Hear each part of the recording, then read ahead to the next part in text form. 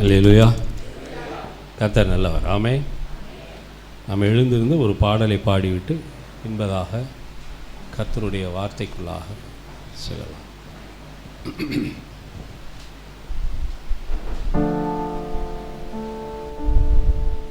Moses Rajasekar எத்தனை பேருக்கு தெரியும்? பாஸ்டர் மோசஸ் ராஜசேகர் ரொம்ப அருமையான தேவ மனிதர். எவ்வளவு பாடுகளுக்கு மத்தியிலும் கர்த்தருடைய ஊழியத்தை செய்து அவருடைய வாழ்க்கையை நீங்கள் பார்த்தீங்கன்னா ஒவ்வொரு நாளும் அவர் பலவீனப்பட்டு கொண்டே போன நேரத்தில் கூட கர்த்தருடைய ஊழியத்தை உண்மை மூத்தமாக செய்த ஒரு உண்மையுள்ள ஊழியக்காரர். அவர் எழுதின ஒரு பாடல் நிறைய பேருக்கு தெரிஞ்சிருக்கும்னு நினைக்கிறேன். என்னோட சேர்ந்து பாடுங்க. எனக்கு நான் இப்போ தான் கற்றுக்கிட்டேன். பாடலாமா? எல்லாரும் இணைந்து என்னோட சேர்ந்து பாடுங்க. அற்புத இயேசு ராஜனே, உத்தம மணாளனே, நீரே என் ஆறுதல். ஓ நீரே என் ஆறுதல். அற்புத இயேசு ராஜனே, உத்தம மணாளனே, நீரே என் ஆறுதல். ஓ நீரே என் ஆறுதல்.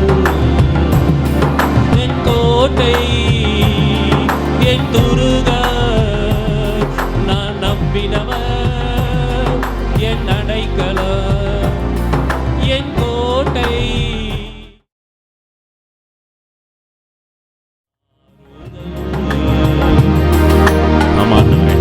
எங்கள் மணவாளன் தான் எங்களுக்கு ஆறுதல்பா. எங்கள் மணவாளன் தான் எங்களுடைய ராஜா.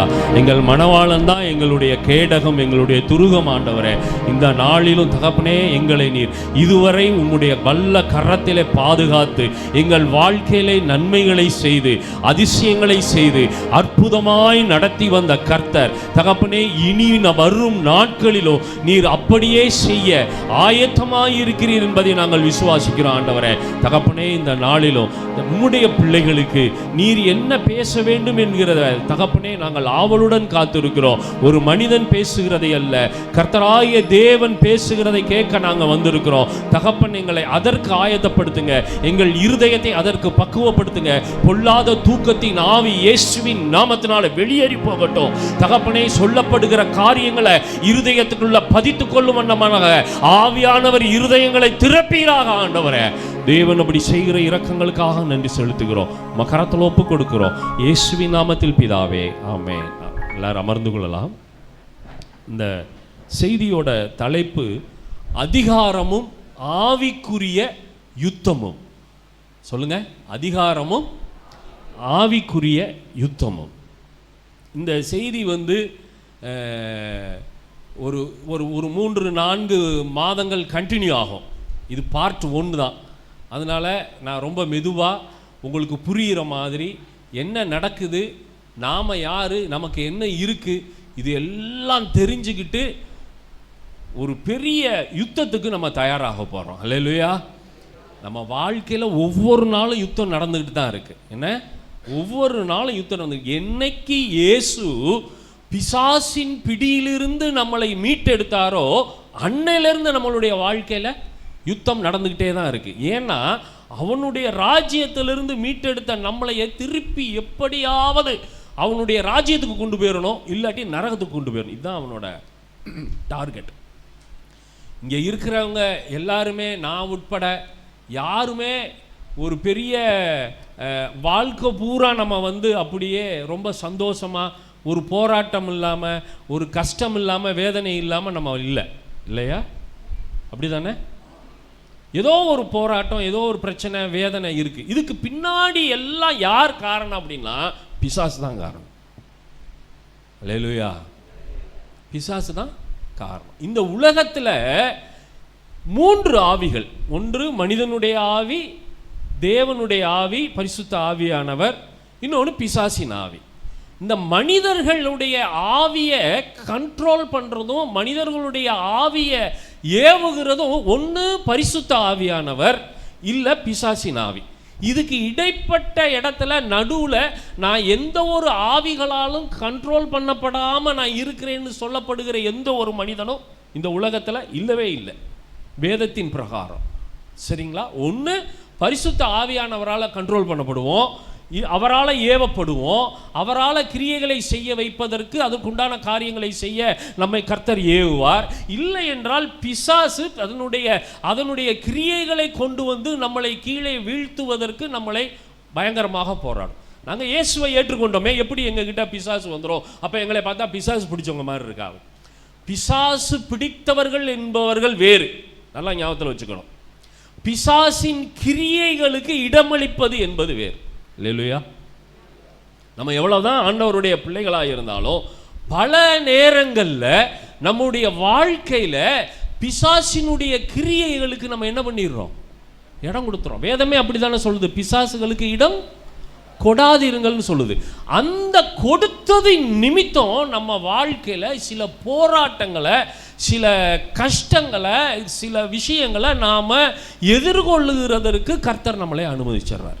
ஏன் அப்படின்னா, இதை நான் உனக்கு எழுதி கொடுத்துட்டேன், இதில் என்னென்னலாம் இருக்குன்றத நீ எப்படி உன் வாழ்க்கையை வடிவமைக்கணும், நீ யாரை சார்ந்து இருக்கணும், நீ எப்படியெல்லாம் உன்னுடைய சிந்தனைகள், உன்னுடைய வாழ்வு, உன்னுடைய செயல்கள், உன்னுடைய ஊழியம் எல்லாவற்றையும் நீ எப்படி பண்ணணும்னு நான் எழுதி கொடுத்துட்டேன். ஆனால் இதை படிச்சுட்டும் நீ அதன்படி வாழ விரும்பாம கொஞ்சம் அப்படி போறப்ப கர்த்தர் நம்மை அதற்கு அனுமதிக்கிறார். இல்லாட்டி பிசாசு நம்ம கிட்ட வந்து நெருங்க முடியாது.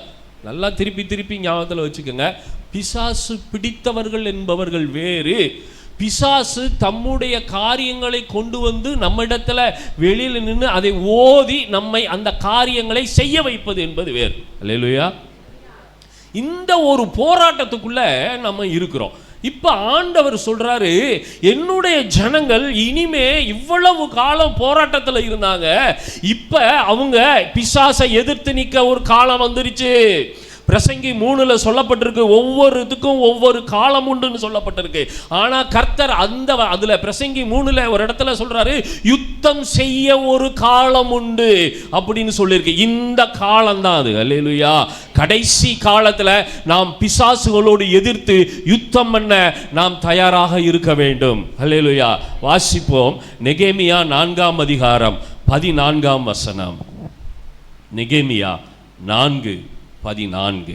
அதை நான் பார்த்து எழும்பி பிரபுக்களையும் அதிகாரிகளையும் மற்ற ஜனங்களையும் நோக்கி, அவர்களுக்கு பயப்படாதிருங்கள், நீங்கள் மகத்துவமும் பயங்கரமுமான ஆண்டவரை நினைத்து உங்கள் சகோதரருக்காகவும் உங்கள் குமாரருக்காகவும் உங்கள் குமாரத்திகளுக்காகவும் உங்கள் மனைவிகளுக்காகவும் உங்கள் வீடுகளுக்காகவும் யுத்தம் பண்ணுங்கள். கர்த்தர் என்ன சொல்றாரு?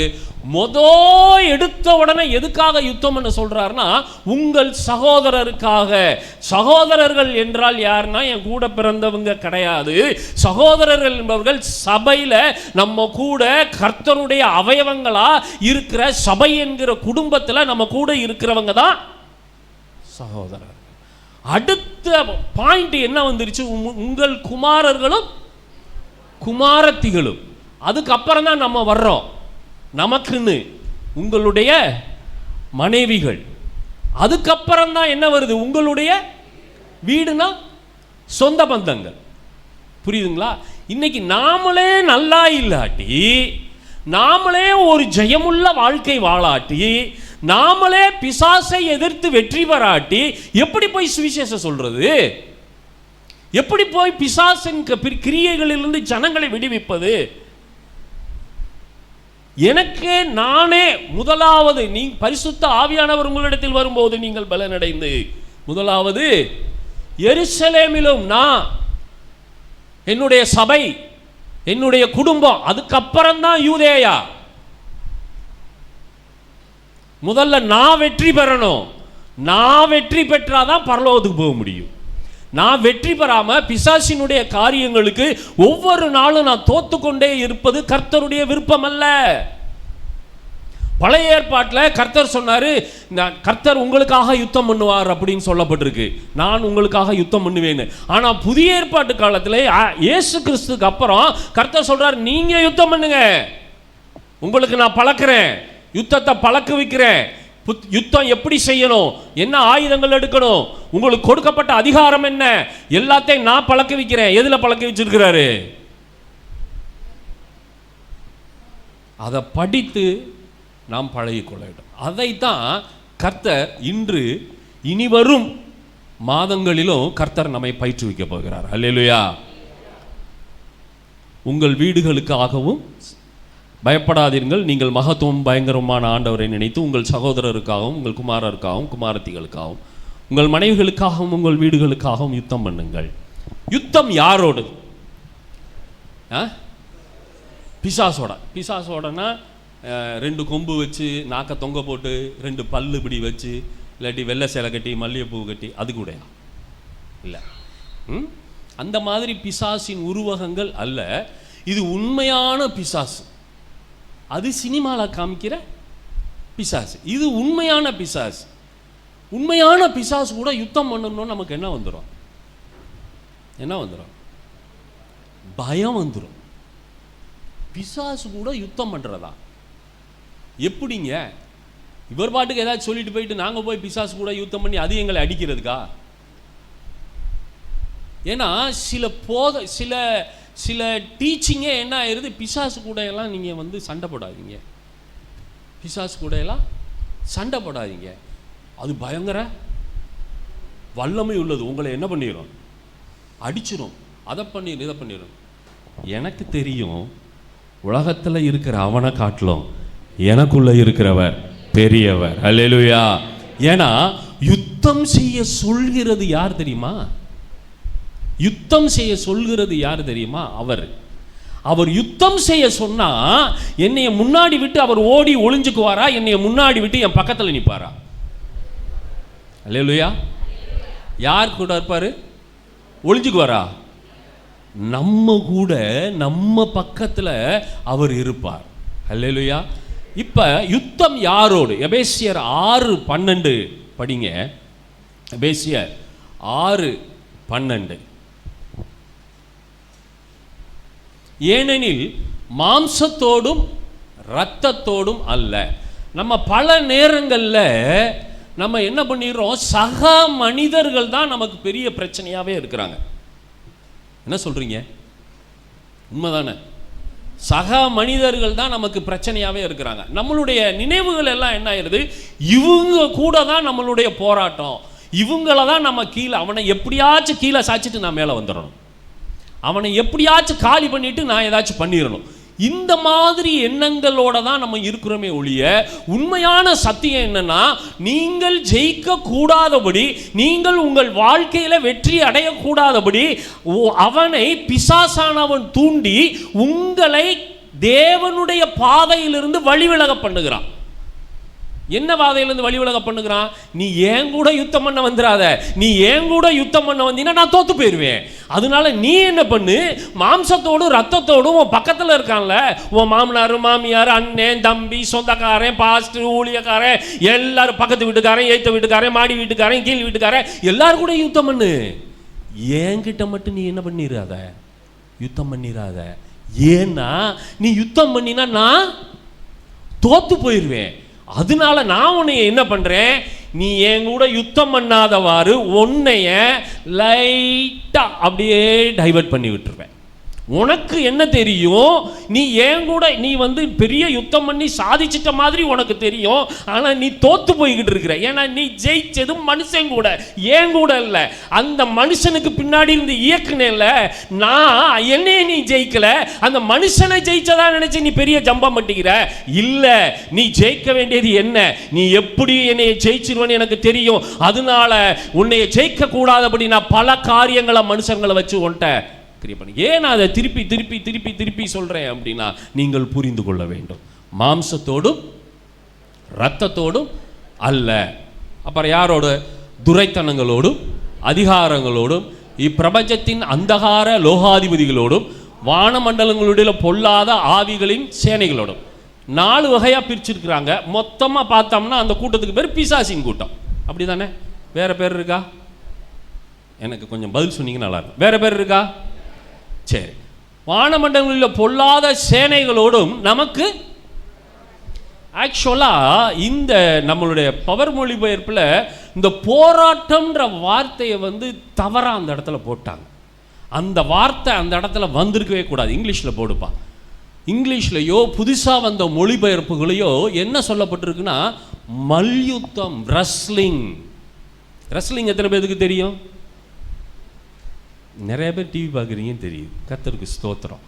ரெஸ்லிங், மல்யுத்தம் போட்டிருக்கா. ஃபார் வி ரெஸ்ல், மல்யுத்தம். இதை விட அருமையான ஒரு விஷயம் போட்டிருக்கு. இந்த போராட்டத்துக்கு கிரேக்க வார்த்தையில் உண்மையான எழுதியிருக்கிறாங்க பார்த்தீங்களா? அவர் பவுல் எழுதினார்ல, அந்த வார்த்தையோட உண்மையான அர்த்தம் என்ன தெரியுமா? உன் எதிராளியை கீழே தள்ளி அவன் சங்க சொல்லுங்க நெறி. இதாங்க அர்த்தம். கர்த்தர் நமக்கு பிசாசை என்ன செய்ய சொல்றாரு? உன் எதிராளியை கீழே தள்ளி அவனுடைய. ஆனா நம்ம என்ன பண்றோம்? நம்ம சங்கம் நம்ம நெரிச்சுக்கிறோமா? சிஸ்டர், டீச்சர் சொல்லுங்க. பயந்துக்கிறோம். ஏன்னா எனக்கு இருக்கிற அதிகாரம் எனக்கு தெரியல. நான் யாரு கூட போர் செய்யணும்னு தெரியல. இன்னும் அந்த ரெஸ்ல் அப்படின்ற அந்த வார்த்தைக்கு கிரீக் லெக்சிகன்ல கொடுத்திருக்கிற ஒரு ஒரு ஒரு விளக்கம் எல்லாருக்கும் தெரியாதது இல்லை, நான் சொல்றேன். உயிர் நாடியில் அடித்து அவன் கீழே விழும்போது அவனுடைய சங்கை பிடி. புரியுதா? நான் அதில் உள்ள வார்த்தையை நான் அப்படியே சொல்லலை, அது நல்லா இருக்காது அப்படின்ட்டு.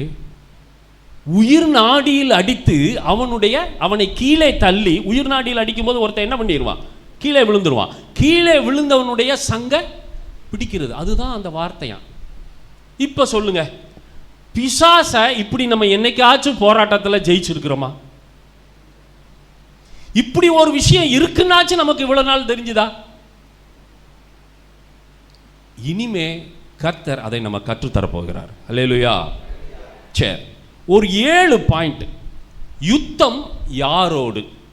இதுதான் முதல். இரண்டாவது, யுத்தம் செய்ய நமக்கு அதிகாரம் இருக்கிறதா? யுத்தம் யாரோடு? யுத்தம் செய்ய நமக்கு அதிகாரம் இருக்கிறதா?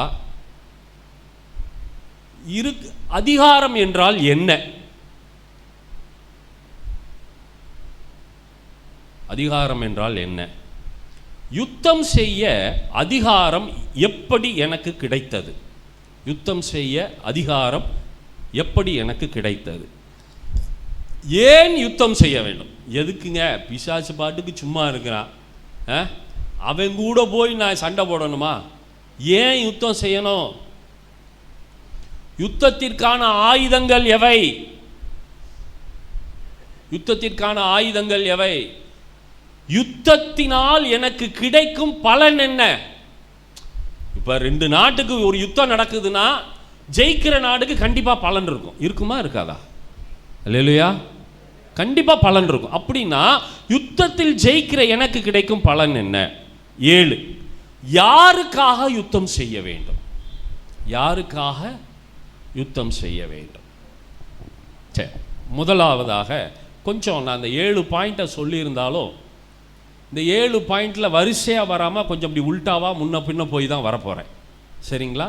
அதனால முதலாவதாக நம்ம பார்க்க போகிறது, யுத்தம் செய்ய அதிகாரம் இருக்கிறதா, அதிகாரம் என்றால் என்ன அப்படின்றத நம்ம பார்க்க போகிறோம். அல்லேலூயா. அதிகாரம் என்றால் என்ன?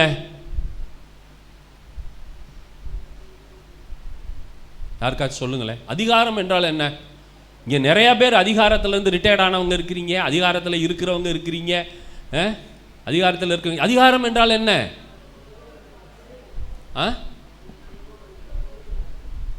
இல்லை, சத்தமாக சொன்னீங்கன்னா யாராச்சும் ஒருத்தர் சத்தமாக சொல்லுங்க. ஒரு விஷயத்தை செய்ய உரிமையும் அந்த விஷயத்தை செய்ய வல்லமையும் உடையது தான் அதிகாரம். நல்லா புரிஞ்சுக்கணும். ஒரு விஷயத்தை செய்ய உரிமையும் அந்த விஷயத்தை செய்ய வல்லமையும் தான் அதிகாரம். எக்ஸாம்பிளுக்கு ஒரு சொல், நல்லா கவனிச்சுக்கிட்டே வாங்க. ஒரு இன்ஸ்பெக்டர் இருக்கிறார் புதுசா. தம்பி உன் பேர் என்ன? மறந்து போச்சு, சாரி. ஜோயல் இன்ஸ்பெக்டர் ஆயிட்டான். ஜோயல் என்ன ஆயிட்டான்? இன்ஸ்பெக்டர் ஆயிட்டான். இன்ஸ்பெக்டர் ஆன உடனே அவனுக்கு ட்ரைனிங்லாம் முடிஞ்சு ஒரு இடத்துல போஸ்டிங் போடுறாங்க. போஸ்டிங் போட்டோன்னே இவன் போய் உட்காந்தோன்னே உன்னை பற்றி டேமேஜ் எல்லாம் பண்ண மாட்டேன், கவலைப்படாது. அப்படியே பார்க்குறான், என்னடா அப்படின்ட்டு. சரி, போய் உட்காந்துட்டான். உட்கார்ந்த உடனே ஒரு 2 பேர் வேகமாக ஓடியாடுறான். ஐயா, மார்க்கெட்டில் 2 ரவுடி பசங்க பயங்கர சண்டை போட்டுக்கிட்டு இருக்கிறாங்க, நீங்கள் வாங்கய்யா, வந்து நீங்கள் நின்னீங்க, அவங்கள விளக்குங்க, பிடிச்சி அரெஸ்ட் பண்ணுங்க அப்படின்னா ஜோயல் என்ன சொல்கிறாரு?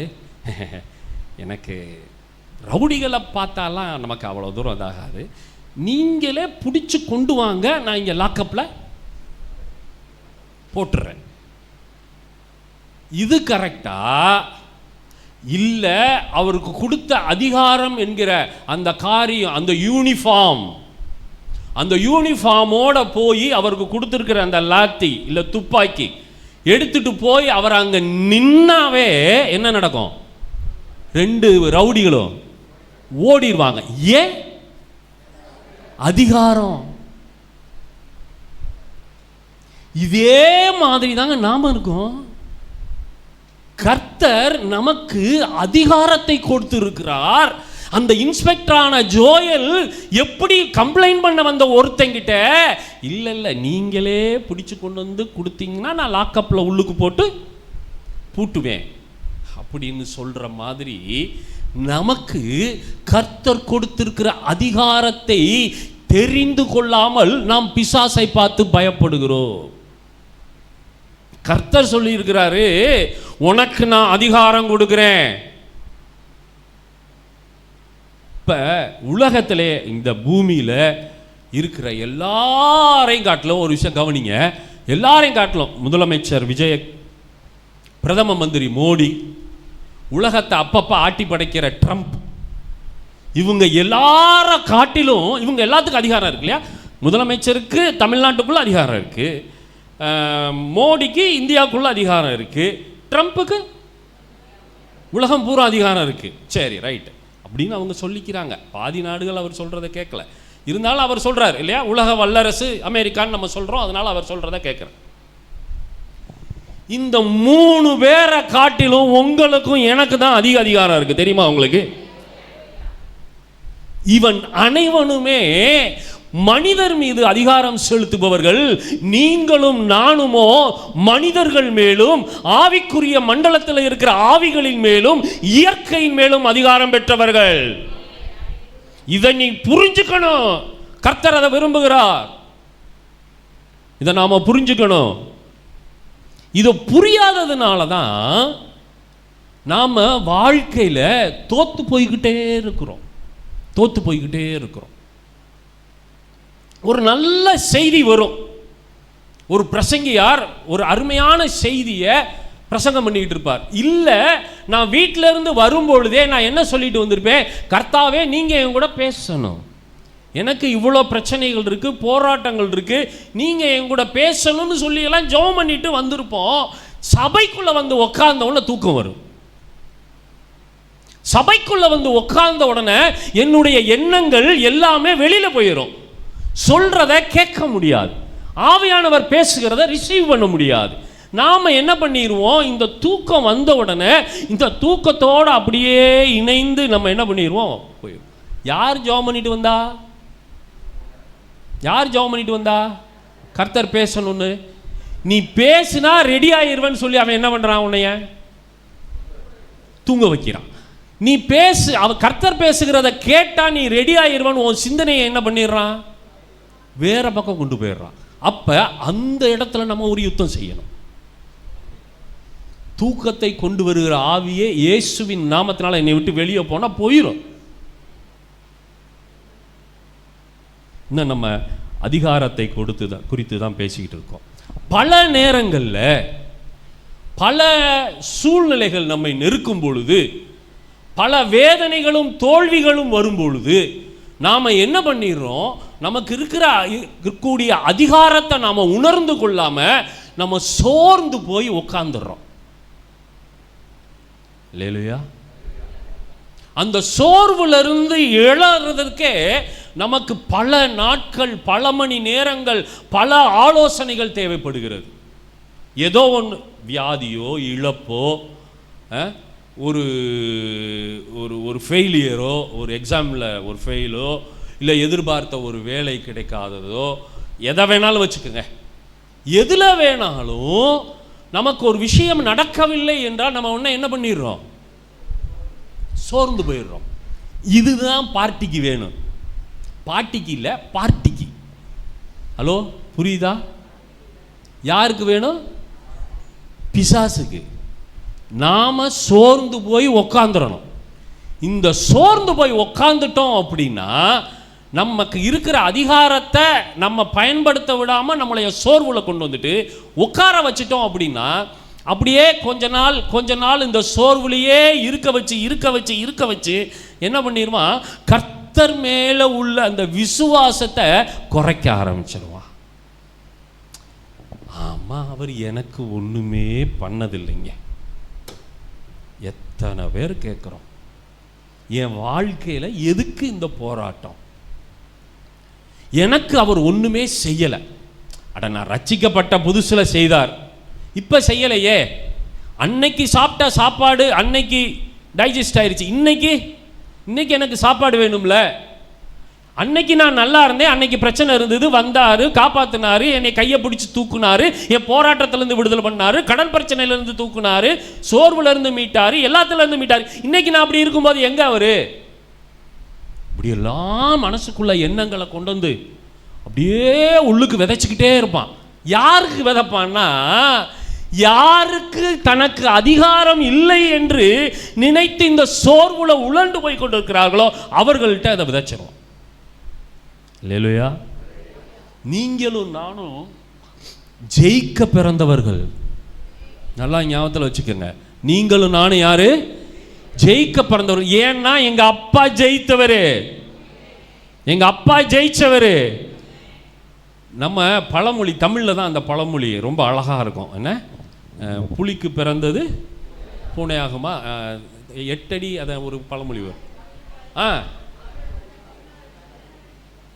8 அடி பாஞ்சா 16 அடி ஏங்க, உலகத்தில் உள்ள ஒரு தாயும் தகப்பனுக்குமே அழிந்து போகிற ஒரு தாயும் தகப்பனுக்கும் பிறந்த ஒருவனுக்கே அந்த பழமொழி அப்படி சூட் ஆகுமானா, உலகத்தையும் பிசாசையும் ஜெயித்த என்னுடைய அப்பாவின் பிள்ளையாகிய எனக்கு எப்படி ஜெயிட்டாகும்?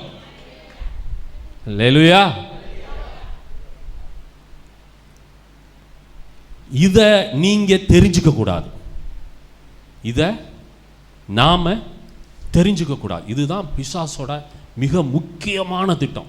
அதிகாரம் உனக்கு இருக்குன்னு நீ என்ன பண்ணக்கூடாது? தெரிஞ்சுக்க கூடாது. சரி, அப்ப அதிகாரம் கொடுத்தது எப்போ, என்ன கொடுத்தாரு, எப்படி கொடுத்தாரு? மார்க் 6ஆம் அதிகாரம் 7ஆம் வசனம்.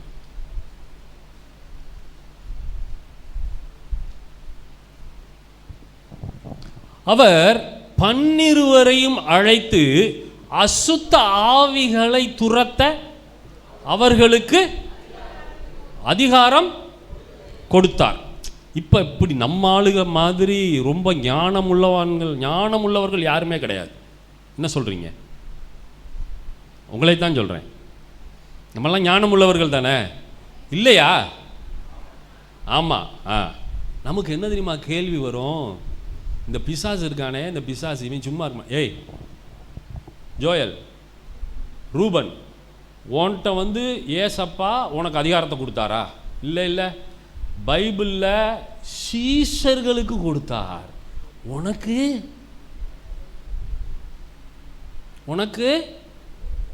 கொடுக்கல. இப்படிதான் பேசுவான் பிசாசு. யாருக்கு கொடுத்தாரு? அது எந்த காலத்தில் எழுதப்பட்டது? இயேசு பூமியில இருந்தப்ப எழுதப்பட்டது அல்லவா? அவர் 12 சீசரையும் வர கூப்பிட்டு அதிகாரம் கொடுத்ததா தானே இருக்கு. உனக்கு கொடுத்தாரா? இல்ல, இவன் சொல்றான்னு கேட்டுட்டு நீ உனக்கு அதிகாரம் இருக்குன்னு நினைச்சு ஏன்ட்ட வந்து மோதிராத, நான் பயங்கரமான ஆள். இப்படி பிசாசு நம்மளைய மிரட்டும். அவன் சிங்கத்தை போல கர்ஜித்து எவனை விழுங்கலாவோம் என்று சிங்கத்தை போல அது என்ன பண்றானா கர்ஜித்துனா சவுண்டு, ஒரு சவுண்டை கொடுத்து இல்லையா, அந்த சவுண்டு நம்ம கிட்ட வரும்போது நம்ம என்ன பண்ணிடுவோமா, பயந்து போயிடுவோமா. வேதத்தில் இதுக்கு இணையாக ஒரு அதிகாரம் இருக்கு, ஒரு விஷயம் இருக்கு. நம்ம சமீபத்தில் கூட பாஸ்டர் எடுத்தாங்க, அந்த 4 குஷ்டரோகிகளை பற்றி எடுத்தாங்க இல்லையா. அந்த 4 குஷ்டரோகிகள் போனப்ப அங்கே இருந்த சேனையெல்லாம் ஓடி போனதுக்கு ரீசன் என்ன? கர்த்தர் மகா பெரிய சேனையை சுற்றி இருக்கிற மாதிரி நிப்பாட்டி அந்த சத்தம் அவங்களுக்கு கேட்குற மாதிரி பண்ணார். சத்தத்தை கேட்டோன்னே பயந்துட்டான். இதே மாதிரி தான் பிசாசும் சில சத்தங்களை நமக்குள்ளே கொண்டு வந்து நம்மளை பயமுறுத்த வைப்பான். அந்த சத்தத்துக்கு நம்ம எப்பொழுதும் என்ன செய்யக்கூடாது, கீழ்ப்படியக்கூடாது. நீங்களே சொன்னீங்க, நாங்கள் நினைக்காத விஷயத்தை நீங்களே கேள்வியும் கேட்டீங்க, இப்போ வேற பக்கம் போறீங்களே அப்படின்னு நீங்கள் நினைச்சிங்கன்னா, எதுக்கு நான் என்ன சொன்னேன், 12 பேருக்கும் அவர் என்ன பண்ணார், அதிகாரம் கொடுத்தார். சகல அசுத்த ஆவிகளையும் விரட்டுறதுக்கு அதிகாரம் கொடுத்தார். அப்புறம் நீங்களே சொன்னீங்க, இல்லை அது 12 பேருக்கு தான், உனக்கு இல்லைன்னு சொல்லி நீங்கள் நினைப்பீங்க, ஞானவான்கள்னு எங்களை குற்றம் சாட்டினீங்க, இப்போ நீங்களே சொல்கிறீங்களே அப்படின்னா, எந்த இடத்துல இந்த அதிகாரம் டிரான்ஸ்ஃபர் ஆகுது நமக்கு அப்படின்னா, யோவான் எழுதின சுவிசேஷம் 17ஆம் அதிகாரம் 20வது வசனம். யோவான் எழுதின சுவிசேஷம் 17ஆம் அதிகாரம் 20வது வசனம். போறோம். யாருக்காக அந்த இடத்துல வேண்டிக்கிறாரு? 12 சீஷர்களுக்காக வேண்டிக்கிறார். நான் இவர்களுக்காக வேண்டிக் கொள்ளுகிறதும் அல்லாமல் இவர்களுடைய வார்த்தையினால் என்னை விசுவாசிக்கிறவர்களுக்காகவும் வேண்டிக் கொள்ளுகிறேன். எப்ப சுவிசேஷம் இந்த சீஷர்கள் மூலியமா பரவும் பொழுது, இயேசுவை என்னைய யாரு விசுவாசிக்கிறானோ அவனுக்காகவும் வேண்டிக் கொள்ளுகிறேன். எதற்காக வேண்டியிருப்பாரு? எல்லாத்துக்காகவும் வேண்டியிருப்பார். நம்ம பாவத்திலிருந்து விடுபடணும், சாபத்திலிருந்து விடுபடணும் இல்லையா, நாம ஒன்றாய் இருக்கணும் இல்லையா, நாம நல்லா இருக்கணும், நாம நித்திய ஜீவனை சுதந்திரித்துக் கொள்ளணும், நாம பிசாசோட யுத்தம் பண்றதுக்கு உண்டான அதிகாரத்தை பெற்றுக்கொள்ளணும். மந்த சீஷர்கள் ஒவ்வொரு தேசத்துக்கும் போய் தாங்க மேலே இருந்த அந்த அபிஷேகத்தை அடுத்து கேட்கிறவங்களுக்கு டிரான்ஸ்ஃபர் பண்ணாங்களா இல்லையா? டிரான்ஸ்ஃபர் பண்ணதுனால தான் ஒவ்வொருத்தரும் எந்திரிச்சு சுவிசேஷம் சொன்னாங்க, ஒவ்வொருத்தரும் பிசாசை விரட்டினாங்க. அதனால நமக்கு அதிகாரம் இல்லை, கொடுத்தது 12 பேருக்கு மாத்திரம்தான் அப்படின்னு தயவு செய்து யாரும் நினைச்சிட வேண்டாம். இன்னொரு இடம், மத்தேயு 10ஆம் அதிகாரம் 1ஆம் வசனம். அப்பொழுது அவர் தம்முடைய 12 சீஷர்களையும் தம்மிடத்தில் வரவழைத்து அசுத்த ஆவிகளை துரத்தவும் சகல வியாதிகளையும் சகல நோய்களையும் நீக்கவும் அவர்களுக்கு. இப்ப இந்த அதிகாரம் நமக்கு டிரான்ஸ்ஃபர் ஆயிருக்கா? ஆமேன். இல்லை, ஏதாச்சும் ஒன்று அதிகாரம் டிரான்ஸ்ஃபர் ஆகிருக்குன்னு சொல்கிறவங்களாம் கையை உயர்த்தி அல்லேலூயா சொல்லுங்க. இந்த அதிகாரம் நமக்கு டிரான்ஸ்ஃபர் ஆகிருக்கு. எது மேலே? சகல அசுத்த ஆவிகள் மேலேயும் சகல வியாதிகள் மேலேயும் சகல நோய்கள் மேலேயும் நோய்களை நீக்கவும் நமக்கு அதிகாரம் கொடுத்திருக்கிறார். சரி, அதிகாரத்தை பற்றி பேசும் பொழுது அதிகாரம் என்றால் என்ன அப்படின்றத நான் சொன்னேன் உங்களுக்கு. செய்யக்கூடிய உரிமையும் செய்யக்கூடிய வல்லமையும். இப்ப இது செய்யக்கூடிய உரிமை. அதிகாரம்னு அவர் கொடுத்திருக்கிறது செய்யக்கூடிய உரிமை. லூக்கால 9ஆம் அதிகாரம் 1ஆம் வசனம் தெளிவா சொல்லுது, அவர் தம்முடைய 12 சீஷர்களையும் வரவழைத்து சகல பிசாசுகளையும் துரத்தவும் வியாதியுள்ளவர்களை குணமாக்கும் அவர்களுக்கு வல்லமையையும் அதிகாரத்தையும் கொடுத்தார் கொடுத்துனா கொடுத்தார் இல்லையா? இப்ப அவங்களுக்கு இந்த அதிகாரத்தை செயல்படுத்தக்கூடிய உரிமையும் வல்லமையும் யாருக்கு வந்துருச்சு? அவங்களுக்கு வந்துருச்சு.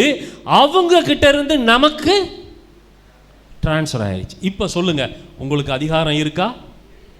உங்களுக்கு செய்யக்கூடிய வல்லமை இருக்கா? ஆனா இந்த செய்தியை எழுதும் பொழுது நான் ஆண்டவர்கிட்ட ஒரு கேள்வி கேட்டேன். ஆண்டவரே, சகல நோய்களையும் சகல வியாதிகளையும் நீக்கவும் உங்களுக்கு அதிகாரம் கொடுக்குறேன்னு சொல்லப்பட்டிருக்குல்ல. ஆனால் பல நேரங்களில்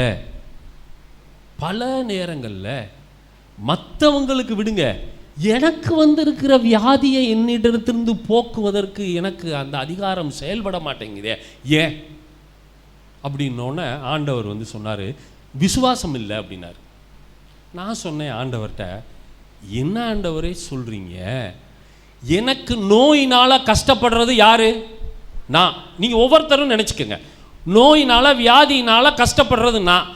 இந்த வியாதியும் நோயும் என்னை விட்டு போகணும்னு விசுவாசம் இல்லாமல் ஜெபிப்போமா?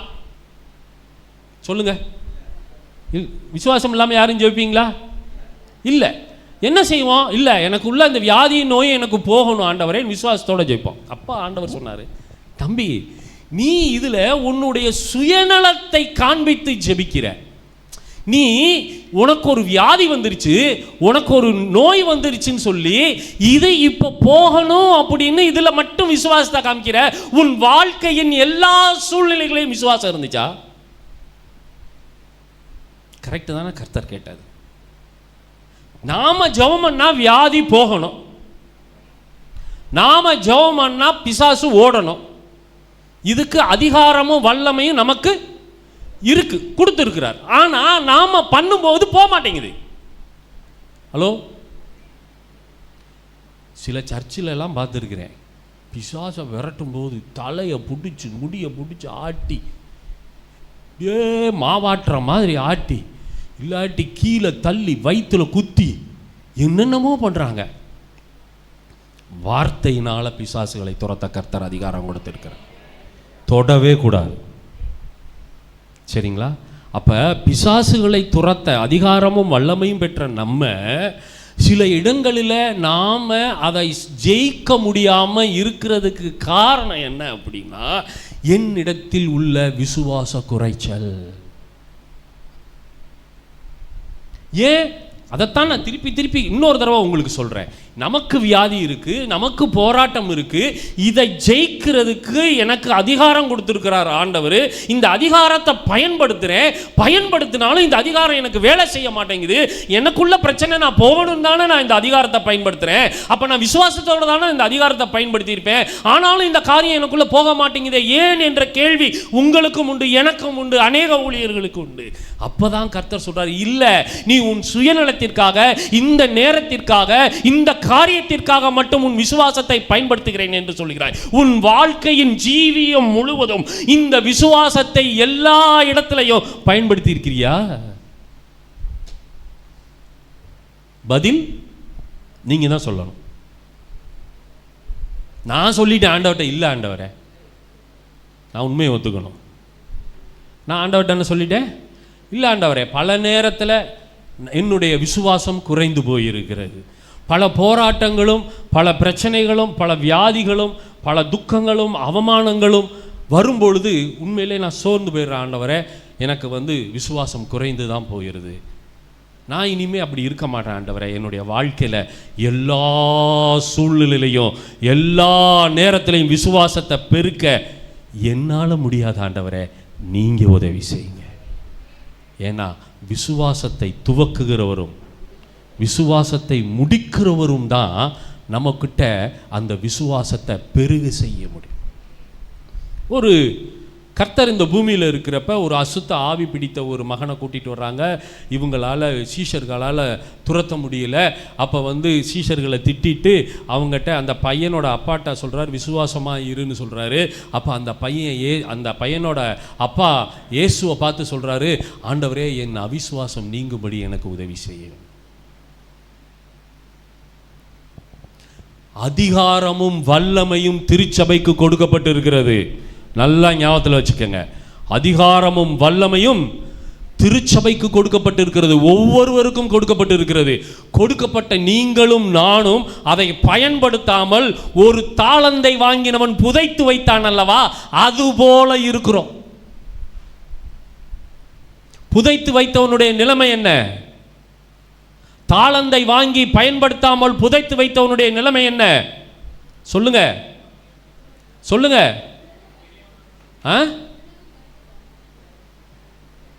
உள்ளதும் பறிக்கப்பட்டு பொல்லாத ஊழியக்காரனாகிய இவனை அக்கினியும் கந்தகம் எரிகிற அக்கினி கடலில் போய் போடுங்கன்றாரு.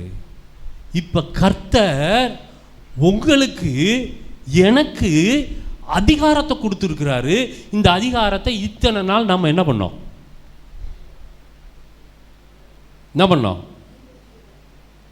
புதைச்சு வச்சிட்டோம். ஆனா கர்த்தர் இரக்கமுள்ள தேவன் அல்லவா, கிருபையுள்ள தேவன் அல்லவா, அதனால ஆண்டவர் மீண்டும் நம்மளைய ரினியூ பண்ண விரும்புகிறார். நம்மளுக்கு இருக்கிற அந்த அதிகாரத்தை அனல் மூட்டி நம்மை எழுப்ப விரும்புகிறார். இதுவரைக்கும் நீ மறந்து போயிருந்த, இல்லை இதுவரைக்கும் எனக்கு அதிகாரம் இருக்குன்னு தெரியாமவே இருந்த, இல்லை இருந்தாலும் எதுக்கு வம்புன்னு சொல்லி புதைச்சு வச்சிருந்த, அது என்ன காரியமா இருந்தாலும் பரவாயில்ல, நான் கொடுத்தது தான், நான் திருப்பி எடுக்க மாட்டேன், நீ இன்னைக்கு அதை அனல் மூட்டி எழுப்பணும்னு கர்த்தர் விரும்புகிறார். அல்லேலூயா. எத்தனை பேருக்கு இந்த அதிகாரம் வேணும்? எத்தனை பேருக்கு இந்த அதிகாரத்தை ரினியூ பண்ணணும்? எத்தனை பேருக்கு இந்த அதிகாரத்தை நம்ம அனல் மூட்டி எழுப்பணும்? எத்தனை பேர் பிசாசை ஜெயிக்க ஆசைப்படுறீங்க? எத்தனை பேர் வெற்றியுள்ள வாழ்க்கை வாழ ஆசைப்படுறீங்க? இப்போ நம்ம ஜெபிக்க போகிறோம். அந்த அபிஷேகம் மேலே இறங்கி ஒவ்வொருத்தரையும் அனல் மூட்ட பொழுது யார் விசுவாசிக்கிறாங்களோ, யார் உண்மையும் உத்தமமாக அந்த அதிகாரத்தை கேட்குறாங்களோ, யார் என்னுடைய வாழ்க்கையின் முழு ஜீவியம் முழுவதும் நான் விசுவாசத்தோடு இருப்பேன், என் வாழ்க்கையில் எந்த ஒரு இடத்துலையுமே விசுவாச குறைபாடு இருக்காது, நான் ஜெயிக்க பிறந்தவன், எனக்கு கொடுத்திருக்கிறது அதிகாரம், அந்த அதிகாரத்தை கொடுத்தவர் வானத்தையும் பூமியையும் படைத்த சர்வ வல்லமையுள்ள தேவன். அவர் எனக்காக ரத்தம் சிந்தி இந்த அதிகாரத்தை மீட்டெடுத்து எனக்கு கொடுத்திருக்கிறார். அதை நான் இழந்து போக மாட்டேன் என்று சொல்கிறவங்க மாத்திரம் எந்திரிங்க எந்திரிங்க எந்திரிங்க. ஒரு ரிக்கப்பா சைதிக்கறப்பா. இப்ப அந்த அதிகாரத்தை ரினியூ பண்ண போறோம். இப்ப அந்த அதிகாரத்தை அனல் மூட்டி எழுப்ப போறோம். ஆண்டவர்கிட்ட கேளுங்க, ஆண்டவரே இதுவரைக்கும் நான் விட்டுட்டேன், இன்னைக்கு நான் தெரிஞ்சுக்கிட்டேன், ஆண்டவரே இன்னைக்கு தெரிஞ்சுக்கிட்டேன், இனி பிசாசு என் காலின் கீழே, என் பிசாசு என் காலின் கீழே, என்னை எதுவும் மேற்கொள்ள முடியாது. ஒதிக்கபரி ஒரிசிக்கபரத்துரா ஒரிகலபா ஒரிபரிபரிராரா சுடரபா. ஜெபிங்க, ஜெபம் பண்ணுங்க. அந்நிய பாஷையில அனல் மூட்டுங்க. அனல் மூட்டுங்கள். நீங்கள் பெற்றுக்கொண்ட அதிகாரம், நீங்கள் பெற்றுக்கொண்ட அதிகாரம் இப்ப ஒரிடா சுடகரபடா தடரைலலபா ஒடிபி டிகரதுடா ஒடிகபடா ஒடிலிபி டிடரரு டரபடா ஷிடகரடா ஒடிபி லிபிடடகா. நீங்க ஜெயிக்க வேண்டியது பிசாசை பார்த்து உங்களுக்கு கோபம் வரணும். பிசாசை பார்த்து உங்களுக்கு கோபம் வரணும். என்னையே இதுவரைக்கும் தோற்கடிக்க நினைச்சிய, இனி நீ தோத்து போவ. அதிகாரம் எனக்கு கிடைச்சிருச்சு, அதை நான் இன்னைக்கு ரினியூ பண்றேன். ஆண்டவர் எனக்கு ரினியூ பண்ண போறாரு. ஒரிபா சொல்லுங்க ஒக்கதோ ரிக்கபா தரகலபா ஒரிகபா லக்கதரபா லபரபா. விட்டுறாங்க. கர்த்தர் கொடுக்கிற நேரம் இது. கர்த்தர் அனல் மூட்டுற நேரம் இது.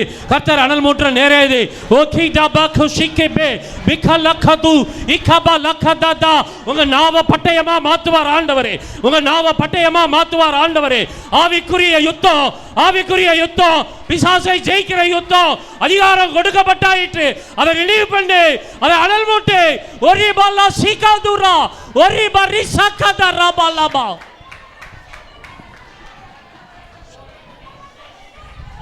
ஒன்று சேர்ந்து நாம் துதிப்போம், சாத்தானை மீதிப்போம், தேசத்தை சுதந்தரிப்போம்.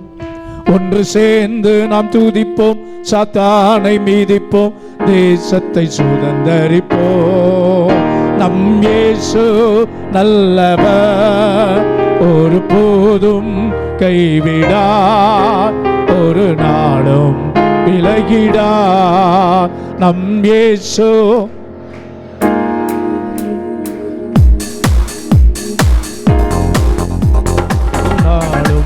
விலகிடார். நம் இயேசு நல்லவர், ஒரு போதும் கைவிடார் ஒரு நாளும். எதிர்காலம் நமக்குண்டு, என்றும் பயம் இல்லை. நல்லா கை தட்டி கொஞ்சம் உற்சாகமாய். பயம் இல்லை, அதிகாரம் கையிலே, அதிகாரம் கையிலே. ஆளுவோம் தேசத்தை, நாம் ஆளுவோம் தேசத்தை. ஒன்று சேர்ந்து நாம் துதிப்போம், சாத்தானை மீதிப்போம், சந்தரிப்போம். ஒன்று சேர்ந்து நாம் துதிப்போம்.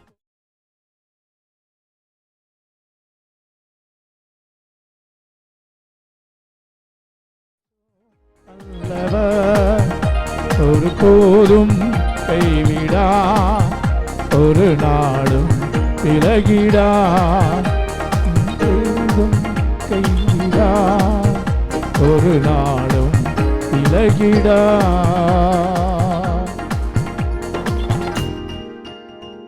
கிருபை இரக்கம் நிறைந்த எங்கள் அன்பின் ஆண்டவரே, ஆசீர்வதிக்கப்பட்ட இந்த ஆராதனை நேரத்திற்காக நன்றி. கர்த்தருடைய ஆவியானவர் இந்த நாளிலே எங்களுக்கு நீர் கொடுத்திருக்கிற உம்முடைய அதிகாரமும் உம்முடைய வல்லமையும் ஆண்டவரே, சத்துருவை, உலகின் அதிபதியாகிய இந்த பிசாசை, துரைத்தனங்களை, அதிகாரங்களை, மாம்சத்தோடும் இரத்தத்தோடும் எங்களுக்கு போராட்டம் அல்ல, அந்தகார லோகாதிபதிகளோடும் வானமண்டலத்தில் பொல்லாத ஆவிகளின் சேனைகளோடும் எங்களுக்கு போராட்டம் உண்டு. கர்த்தர் ஏற்கனவே நீர் ஜெயித்து விட்டு உடைய அதிகாரத்தையும் வல்லமையும் எங்களுக்கு கொடுத்திருக்கிறேன். அதை நாங்கள் பயன்படுத்தி உடைய மகத்துவ நாமத்தை மகிமைப்படுத்தும்படி ஆண்டவர் எங்களுக்கு கிருபை செய்யுங்க. திருவசனத்தை பிரசங்கித்த உடைய தாசருக்காக ஜெபிக்கிறோம். கேட்ட திருச்சபை மக்கள், தேவனுடைய பிள்ளைகள், ஆன்லைன் வாயிலாக கேள்விப்பட்ட வெளியூர்கள், வெளிநாடுகளில் இருக்கிற மக்களுக்காக கர்த்தருடைய ஆவியானவர் இந்த வார்த்தைகள் ஆம் என்றும் ஆமேன் என்றும் எங்கள் வாழ்க்கையில் நீர் உறுதிப்படுத்துங்க. கரத்தில் எங்களை அர்ப்பணிக்கிறோம், ஒப்பு கொடுக்கிறோம். நீர் மகிமைப்படுவீராக. பிறந்தநாள், திருமண நாள் காண்கிற தெய்வ பிள்ளைகள், சுகவீனமாய் இருக்கிற மக்கள் ஒவ்வொருவரை கர்த்தருடைய ஆவியானவர் உன்னத பலத்தினால் பிள்ளைகளை இடைக்கட்டு கரத்தில் அர்ப்பணிக்கிறோம். சிஸ்டர் மஞ்சுளாவுக்காக, யாமினிக்காக, பிரதர் ஆரோன் நாகராஜுக்காக, கர்த்தாவை இன்னும் யாரேனும் சுகவீனத்தோடு இந்த இடத்துல இருக்கிறார்களோ கர்த்தருடைய கரம், செல்வராஜ் ஐயா, சங்கரி அம்பாள், கர்த்தாவை தேவ பிள்ளைகள், ஆண்டவரே, வேளை மருத்துவமனைகளிலே இருக்கிறவர்கள், வீடுகளிலே இருக்கிறவர்கள், எடிசன் ஐயா, ஆண்டவரே, ஒவ்வொருவரையும் உடைய அன்பின் கரத்தில் அர்ப்பணிக்கிற மனுஷன் முகத்தை பார்க்கிறார், நீர் உள்ளத்தை பார்க்கிறவர். நம்முடைய பிள்ளைகள் தேவைகளின் மத்தியிலே கர்த்தாவை எதிர்காலத்தின் காரியங்களுக்காக பாரத்தோடு கர்ஷனையோடு இருக்கிற மக்கள், வருகிற நாட்களிலே திருமண காரியங்கள் நடைபெற இருக்கிற குடும்பங்கள், கர்த்தாவே, தேவைகள் எல்லாம் கர்த்தர் அற்புதமாய் சந்தித்து ஆவியானவரே உம்முடைய ஆளுகை ஒவ்வொருவருடைய செயல்பாடுகள் இருக்கும்படி ஜெபம் பண்ணுகிறோம். இப்போ எங்களுடைய சபையில் இருக்கிற வாலிபர்களுக்காக ஜெபம் பண்ணுகிறோம். தேவ கிருபையினாலே அவர்கள் இன்னும் வழிநடத்தப்பட, ஆவியின்படி நடக்கிறவர்களுக்கு ஆக்கினை தீர்ப்பு இல்லை என்ற வார்த்தையின்படி கர்த்தர் கிருபையாய் ஆண்டவரே பிரயாணங்கள் மேற்கொள்ளுகிற தம்முடைய பிள்ளைகளுக்கு உடைய கரத்தின் கிரியைகளினாலே பிள்ளைகளை மகிழப்படும்.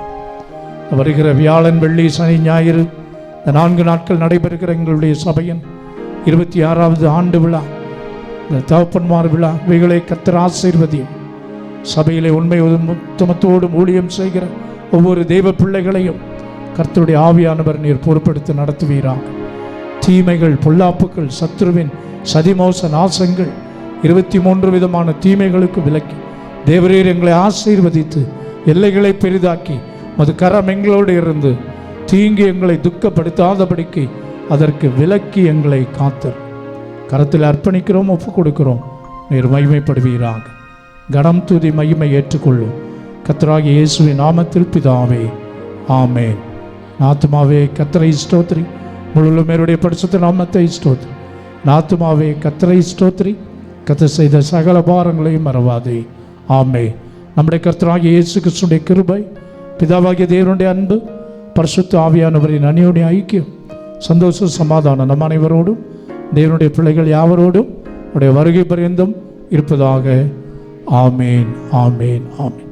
கர்த்தர் உன்னை ஆசீர்வதித்து உன்னை காக்க கடவர். கர்த்தர் தமது முகத்தை உன்மேல் பிரகாசிக்க பண்ணி உன்மேல் கிருபையாக இருக்க கடவர். கர்த்தர் தமது முகத்தை உன்மேல் பிரகாசிக்க பண்ணி உனக்கு சமாதானம் கட்டளையிட கடவர் என்பதை. ஆமேன், ஆமேன், ஆமேன். எல்லாருக்கும் ஸ்தோத்திரம். கர்த்தர் உங்கள் ஒருவரையும் ஆசீர்வதிப்பாராக. அவருக்கு பயமே உண்டாகும்.